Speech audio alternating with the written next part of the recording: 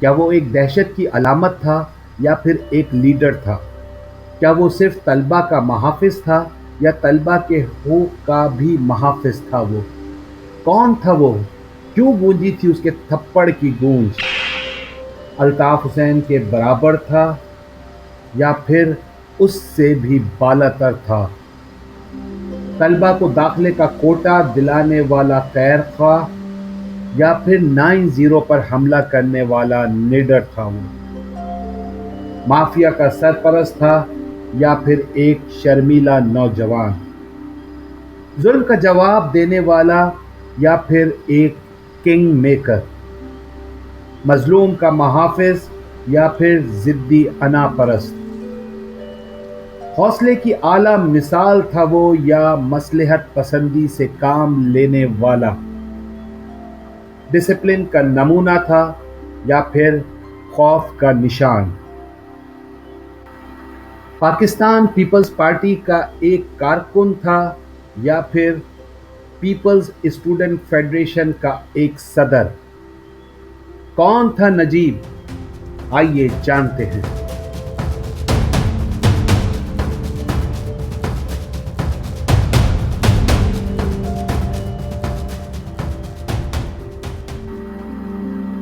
پورے شہر میں افواہ پھیل گئی۔ ایم کیو ایم کے کارکنان عزیز آباد میں 9-0 پر آ کر جمع ہونا شروع ہو گئے۔ 9-0 کو چاروں طرف سے گھیر لیا گیا۔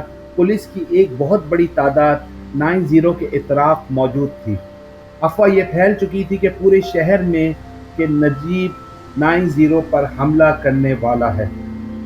کیا 9-0 پر حملہ ہوا بھی تھا یا نہیں، یا یہ صرف ایک افواہ تھی؟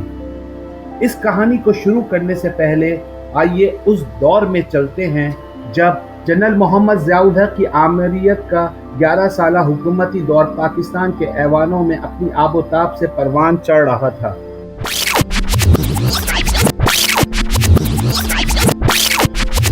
جگہ جگہ پاکستان پیپلز پارٹی اور اس کی طلبہ جماعت کے ونگ پیپلز اسٹوڈنٹ فیڈریشن کے کارکنوں کی گرفتاریاں معمول کا حصہ تھی۔ سڑکوں پر بیچ چوراہوں پر کوڑے برسائے جاتے تھے۔ اس وقت پاکستان پیپلز پارٹی کا نام لینا ایک جرم بن گیا تھا، اور جو کوئی یہ جرم کرتا تھا اسے سزا بھی بھیانک دی جاتی تھی۔ نہ جانے کس کس جرم میں اس کی ایف آئی آر کٹ جایا کرتی تھی، لیکن اس وقت بھی چند سر پھرے نوجوان ایسے تھے جو کہیں نہ کہیں ان تمام سرگرمیوں کا حصہ بنتے رہے۔ کہا جاتا ہے کہ پاکستان پیپلز پارٹی کو سندھ میں اور خصوصی طور پر کراچی میں اگر کسی نے اس دور میں زندہ رکھا تھا تو کراچی کے وہی مہاجر نوجوان تھے۔ کراچی کی سیاست میں پاکستان پیپلز پارٹی کی ایک مہاجر متبادل قیادت اس دور میں بڑی تیزی کے ساتھ ابھر کر آ رہی تھی۔ اس میں سب سے بڑا اور اہم نام آتا ہے نجیب کا۔ کس طرح سے نجیب پیپلز اسٹوڈنٹ فیڈریشن کا حصہ بنا، یہ جاننے کے لیے ہمیں سن 1986-87 کے دور میں جھانکنا پڑے گا۔ جنرل محمد ضیاء الحق کا بڑا سخت ترین مارشل لا کا دور تھا۔ پاکستان کے تقریباً ہر تعلیمی اداروں میں اس دور میں جماعت اسلامی کی طلبہ تنظیم جمعیت کا اثر رسوخ ہوا کرتا تھا۔ یہ بھی کہا جاتا ہے کہ جمعیت ضیاء دور کی قابل قبول تنظیم ہوا کرتی تھی۔ صرف اس تنظیم سے وابستہ طالب علموں کو تعلیمی اداروں میں داخلہ ملا کرتا تھا، اور صرف انہی کی تنظیم سے وابستہ افراد کی فیسیں بھی معاف ہوا کرتی تھیں۔ جماعت اسلامی ایوانوں میں مجلس شورا کا حصہ تھی، اور کراچی کے میئر عبدالستار اغوانی کا تعلق بھی جماعت اسلامی سے تھا، تو ایسے میں طلبہ تنظیم جمعیت کا بھی تمام تعلیمی اداروں پر اثر رسوخ ہوا کرتا تھا۔ جمعیت کے علاوہ کسی بھی طلبہ تنظیم کو تعلیمی اداروں میں سیاست کرنے کی اجازت بالکل نہیں تھی۔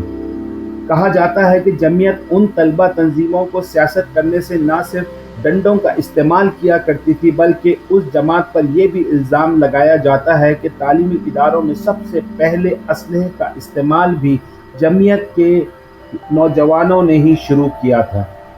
اس دور میں جمعیت کا تھنڈر اسکواڈ بھی بہت مشہور تھا، جو اسلحوں اور ڈنڈوں کا استعمال خوب کیا کرتا تھا، اور اسی دور میں انہی حالات میں نجیب نے پاکستان پیپلز پارٹی کی طلبہ تنظیم پیپلز اسٹوڈنٹ فیڈریشن PSF میں شمولیت اختیار کی۔ قصہ کچھ یوں ہے کہ کراچی یونیورسٹی میں جمعیت نے اپنا اثر رسوخ قائم رکھا ہوا تھا، اور ان کی طاقت پوری یونیورسٹی میں اس قدر تھی کہ وہ کسی اور طلبہ تنظیم کو یونیورسٹی میں برداشت نہیں کرتے تھے۔ ہاسٹل میں PSF کے پاس صرف 2 کمرے ہی تھے، اور اس پر بھی جمعیت نے اپنا قبضہ جما لیا تھا۔ PSF کی انٹری کراچی یونیورسٹی میں بند کر دی گئی تھی، اور اس کے بعد PSF کے تمام طالب علم کراچی کی ایک انجینئرنگ یونیورسٹی NED میں جا کر بیٹھ گئے تھے۔ NED یونیورسٹی میں اب PSF کے چند طالب علم تھے، اور کراچی یونیورسٹی میں جمعیت کے سینکڑوں طالب علم تھے۔ دونوں طلبہ تنظیمیں ایک دوسرے سے مقابلے کے لیے آمنے سامنے تھی۔ اس زمانے میں سوشل میڈیا نہیں ہوتا تھا، اس زمانے میں میڈیا بھی نہیں ہوتا تھا، اس زمانے میں صرف اخبارات ہی ہوا کرتے تھے، اور کسی بھی خبر کی اطلاع 2 دن کے بعد ہی ملا کرتی تھی۔ پھر ایک دن اچانک پورے کراچی یونیورسٹی اور NED یونیورسٹی میں ایک اطلاع پھیلنے لگی۔ ایک خبر دونوں تعلیمی اداروں میں جنگل کی آگ کی طرح پھیلتی جا رہی تھی۔ کراچی یونیورسٹی میں جمعیت کے طاقت اور اثر رسوخ کی وجہ سے یونیورسٹی میں کسی بھی دوسری جماعت کے طالب علم کو داخل ہونے کی اجازت نہیں تھی۔ وہاں اس وقت نجیب تنہا اکیلا جمعیت کے اس اسکواڈ کے اندر داخل ہوتا ہے۔ ہر کسی کی زبان پر بس یہی تھا کہ کراچی یونیورسٹی میں نجیب آ گیا ہے۔ سب جانتے تھے، اور سب کو یہ یقین تھا کہ جو بھی PSF سے تعلق رکھنے والا طالب علم کراچی یونیورسٹی میں داخل ہوگا تو وہ مارا جائے گا۔ لیکن نجیب اکیلا ہی یونیورسٹی میں چلا آیا۔ جمعیت کے طلبہ نجیب کو گھیر لیتے ہیں اور اسے پہچان لیتے ہیں، مگر پھر بھی وہ اس سے پوچھتے ہیں کہ بھائی کون ہو تم جس نے ایسی جرت کی ہے؟ تب وہ کہتا ہے ہاں میں ہوں نجیب، PSF ونگ کا صدر۔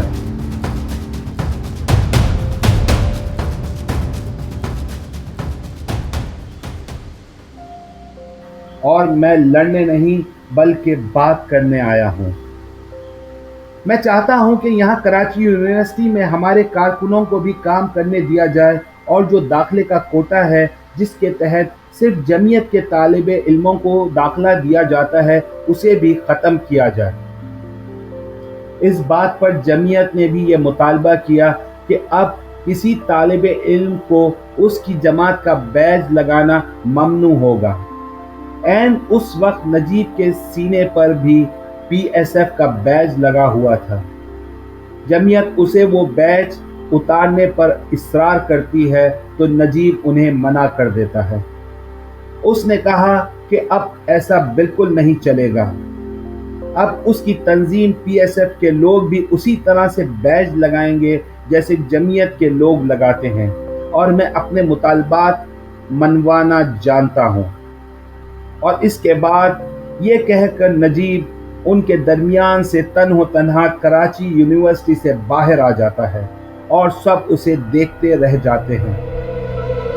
تو یہ تھی نجیب کی بے خوفی کا عالم۔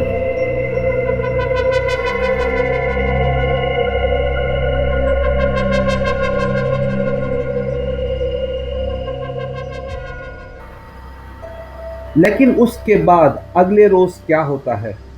اگلے روز صرف 5 لوگ جن میں نجیب شامل نہیں تھا، اور وہ 5 لوگ نجیب کے بڑے خاص لوگ تھے۔ وہ 5 افراد کراچی یونیورسٹی میں صبح 8 بجے داخل ہوتے ہیں اور وہاں ایڈمن بلاک میں جاتے ہیں۔ جمعیت کے کارکنوں کو جیسے ہی ان کی آمد کا پتہ چلتا ہے تو صرف 45 منٹ میں یعنی 8:45 تک وہ جمعیت کے کارکنان ایڈمن بلاک کو اپنے گھیرے میں لے لیتے ہیں، اور اچانک ایڈمن بلاک میں فائرنگ شروع ہو جاتی ہے۔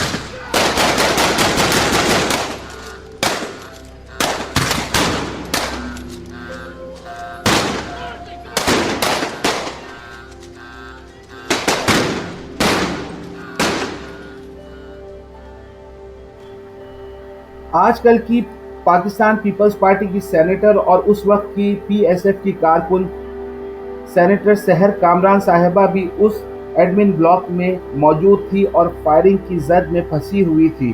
فائرنگ شدید ہو رہی تھی، ایمبولینس کو یونیورسٹی میں داخل نہیں ہونے دیا جا رہا تھا۔ پاکستان پیپلز پارٹی کی رہنما بے نظیر بھٹو نئی ضلع وطنی کاٹ کر پاکستان آئی ہوئی تھی۔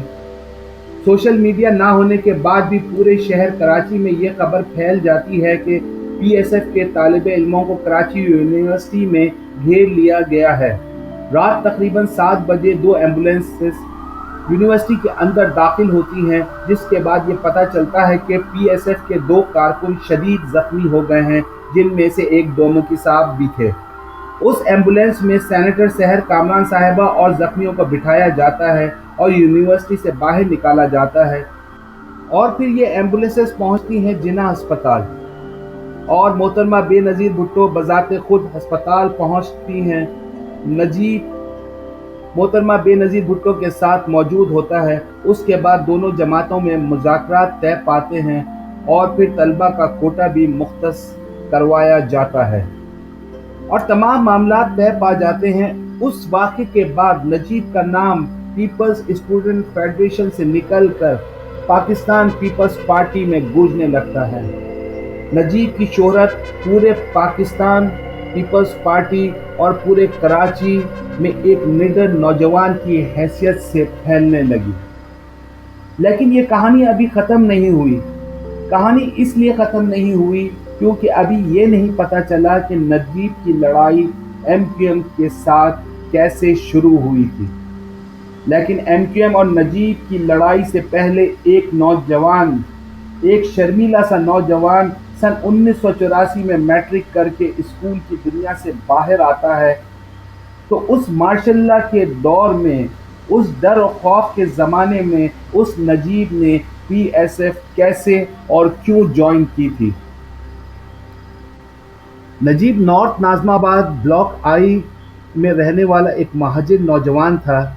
اس کے والدین پاکستان بننے کے بعد بھارت کے شہر حیدرآباد دکن سے ہجرت کر کے کراچی میں آ کر بس گئے تھے۔ اس کے 2 بڑے بھائی اور 3 بہنیں تھیں۔ اس کے بڑے بھائی نجمی عالم کا تعلق بھی پاکستان پیپلز پارٹی سے تھا اور پاکستان پیپلز پارٹی کراچی کی تنظیم کے ایک اہم کارکن تھے۔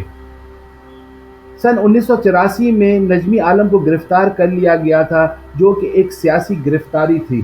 نجمی عالم کو جیل میں کھانا اور دیگر اشیاء پہنچانے کی ذمہ داری اس 16-17 سالہ نوجوان نجیب کی ہی تھی۔ وہ 16-17 سال کا نوجوان جب اپنے بھائی کو کھانا پہنچانے کے لیے جیل جاتا تھا تو وہاں اس کی ملاقات پاکستان پیپلز پارٹی کے بڑے بڑے رہنماؤں سے ہوا کرتی تھی، جو اس کے بڑے بھائی نجمی عالم کی طرح سیاسی قیدی تھے۔ ان میں این ڈی خان اور اس کے علاوہ اور دیگر رہنما شامل تھے۔ وہاں سے یہ جذباتی نوجوان سن 1985-86 میں کالج جاتا ہے تو وہاں اسے پی ایس ایف تنظیم ملتی ہے۔ اس نے اپنا ذہن پہلے سے ہی پیپلز اسٹوڈنٹ فیڈریشن میں شمولیت کے لیے بنایا ہوا تھا۔ وہ وہاں پر پریمیئر کالج میں پی ایس ایف میں شامل ہو جاتا ہے، جہاں کسی کو بھی کسی بھی تنظیم میں شامل ہونے کی اجازت نہیں تھی، کیونکہ جمعیت اپنا اثر رسوخ رکھتی تھی اور اس کا انجام کیا ہوگا اس سے وہ پہلے سے ہی باخبر تھا۔ لیکن پھر بھی وہ اپنا قدم اسٹوڈنٹ پالیٹکس میں آگے بڑھاتا رہا اور پھر اس مقام تک پہنچتا ہے کہ پورے کالج میں ہی نہیں، پورے کراچی شہر میں ہی نہیں بلکہ پورے صوبے میں نجیب کو پہچانا جانے لگا۔ ان 2 سالوں میں نجیب پی ایس ایف کا بہت نامی گرامی کارکن بن جاتا ہے۔ کہا جاتا ہے کہ نجیب کی بے خوفی کے چرچے پورے شہر میں تھے اور اس کا نام استعمال کرتے ہوئے لوگ نہ جانے کہاں سے کہاں پہنچ گئے۔ لیکن نجیب کی زندگی میں بھی ایسے واقعات ہوا کرتے تھے۔ کراچی گلشن اقبال کی مین یونیورسٹی روڈ پر ایک ریسٹورنٹ نیا بنا تھا جس کا نام تھا بکا ریسٹورنٹ۔ اس ریسٹورنٹ کے پیچھے پی ایس ایف کا دفتر تھا۔ ایک دن اس دفتر میں اس ہوٹل کے مالکان آئے اور کہا ایک شخص ان کے ریسٹورنٹ میں آتا ہے اور کہتا ہے کہ میرا نام نجیب ہے اور وہ کھانا کھاتا ہے، سگریٹ منگواتا ہے اور پیسے دیے بغیر چلا جاتا ہے۔ وہ دور سوشل میڈیا کا دور تو نہیں تھا، نجیب کو بہت سے لوگوں نے دیکھا نہیں تھا، لیکن اس کی شہرت بہت تھی۔ جب پاکستان پیپلز پارٹی کے لوگوں کو معلوم ہوتا ہے تو وہ پولیس کو بلواتے ہیں اور اس شخص کو گرفتار کروا دیتے ہیں۔ جب اس سے پوچھا جاتا ہے کہ تم نے ایسا کیوں کیا تھا اور نجیب کا نام استعمال کیوں کیا، تو اس نے کہا کہ میں تو نجیب کا ایک بہت بڑا فین تھا اور بس اس کی جیسی ایکٹنگ کیا کرتا تھا۔